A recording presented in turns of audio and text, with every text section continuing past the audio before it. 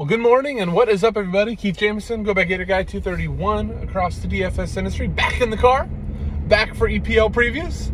I'm sorry with the last week, just DraftKings put those prices up so late and just killed my schedule. I hope a lot of you were able to catch the live stream. We'll try to do that more and more, but I'm going to be honest, for the people that loved it or like do the live stream again, the kids behaving as well as they did, with it just being me as a parent, and wife was still asleep at the time, and that was a miracle. So miracles like that with a 4-year-old and a 9-month-old don't happen often, so I don't want to risk not getting the content out. Anyhow, like, subscribe, comment to the video if you enjoy these previews. We will keep them going throughout the season. Let's just jump right into it. This is another slate I do really like, quite like last week, which personally turned out very well. I hope it turned out well for you. But these lower end teams, to me, are just more fun than like City as a -900 favorite and just trying to have to fit all those pieces, as Liverpool as a -300 favorite only to lose, Arsenal, Chelsea, like all these big teams. Yeah, they're great, they're sexy, all that good stuff. Maybe not sexy for Chelsea, Liverpool, Spurs, not the right word for them.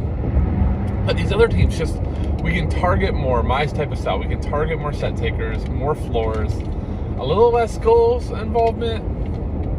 It's just good DFS in my opinion. So let's just jump right into it. Everton at West Ham is the biggest favorite on the slate. West Ham is -120. This is a very much a relegation battle game. I've talked about it before. These relegation battle games are all out war. Also, when a team goes down, you can really expect a lot of DFS production for them, trying like crazy to get that goal. There are two standout plays in this game. Jared Bowen for West Ham, I think it's like 8,700. Majority of set share, should be on PKs. He is the easiest play on the slate. Just a complete lock and load. Don't even overthink it. Just play him. From the other side for West Ham, I also would be really cognizant of the lineup. That left back spot is really important. If it's Cresswell without Fornals, Cresswell has a chance of set pieces. He's like 5,600. He would be the top fullback on the slate for me. If Fornals is in, we've seen Cresswell not take. Still has good open play value. But there's one trick with Cresswell. David Moyes will either play a back three or a back four. And a back three, Cresswell will play a left-sided center back, not as good DFS value. And how you'll know that is if Emerson Palmieri is in. If Emerson is in, he always will push more advanced to Cresswell and kind of hurts Cresswell's value.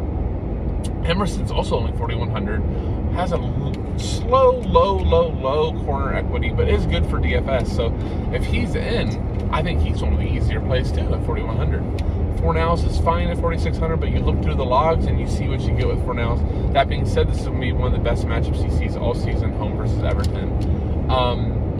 You can always go for goals here. Benrahma is really expensive. Antonio less so. Their Scamacca has not been good for them. But, I think anybody else on West Ham is more GPP. Soufal is probably the only other cash play. You just would prioritize an Emerson or a Cresswell over him.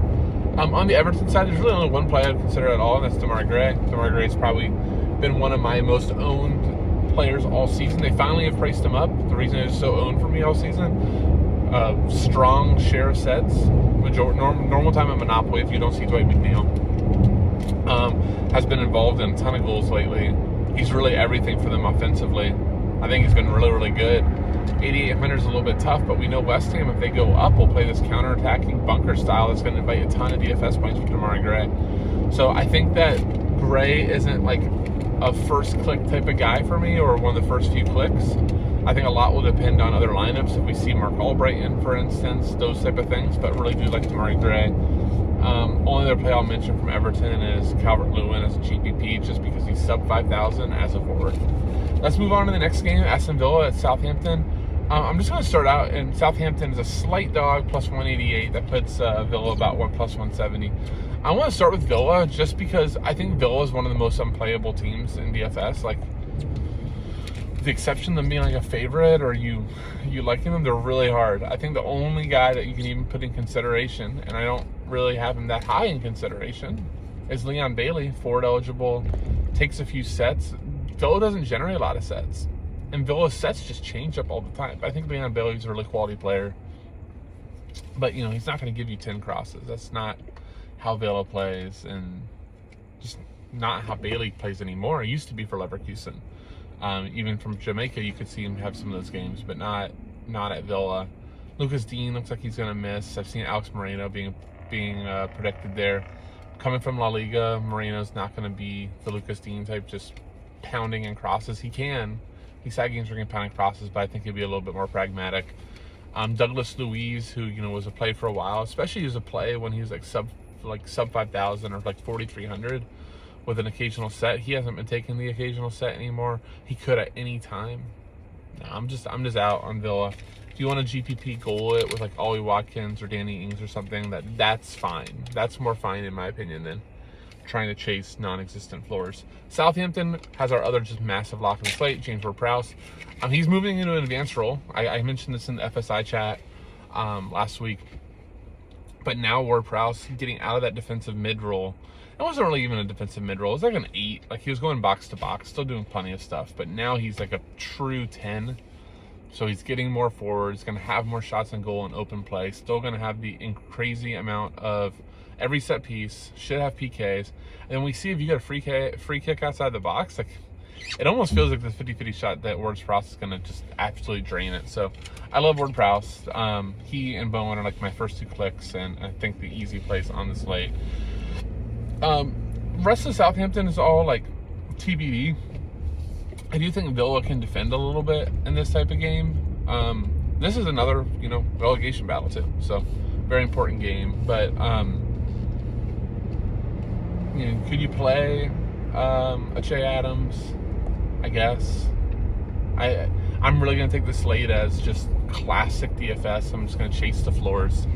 I don't necessarily think that there's a ton of goals on the slate at all. So I think if you just chase the floors, where you're going to go. That's why when I talk about a goal scorer, it's just more GPP to me. I think the other guy I'd mention from Southampton is El Younasi. His price is starting to go up a little bit, but he's a quality player. Would really like it if he played like a wing to Ward-Prowse. Give him a little bit more open play value. That would be the other Southampton play for me. Let's go to and then, I do think that any of these home goalies today, just for the goalie question, any of these home goalies are in play. Brighton at Leicester. I just want to start with Leicester. Mark Albrighton at Ben is a lock. Mark Albrighton is like everything we want in a DFS player, meaning just a ton of crosses. Not always good crosses, just if he's out there, he's going to cross the ball, he's going to take corners, and he's cheap. He's sub 6,000. So if he's not in, and we don't have Madison, I believe Madison's ruled out. I thought I saw maybe that was a question mark. But if both of them are not there, then we can look at Yuri Tielemans at home, really getting close to a must-getting points game. I don't want to say must-win, but must-get points game for Leicester to stay up. So Tielemans should have a set share, even if like Dewsbury's in. I can't remember if Dewsbury is questionable or not. But that's how the sets would ride there. I'm not choosing anybody else from Leicester. Brighton's a really good team. I don't remember what Vardy's price is. Maybe that's a YOLO GPP, or if it's like super, super cheap, maybe you could consider for cash, but I doubt it. For Brighton, 2 plays. Same 2 plays as always. Solly March, Pascal Gross. Pascal Gross takes monopoly set pieces. Solly March scored 2 versus Liverpool and was fantastic. Takes, sometimes left-sided corners or in-swinging corners with his left foot. Sometimes Gross goes and takes it. There's not really a method to the madness, but you can go ahead and give them both set shares. I like them both. It really depends on fit there.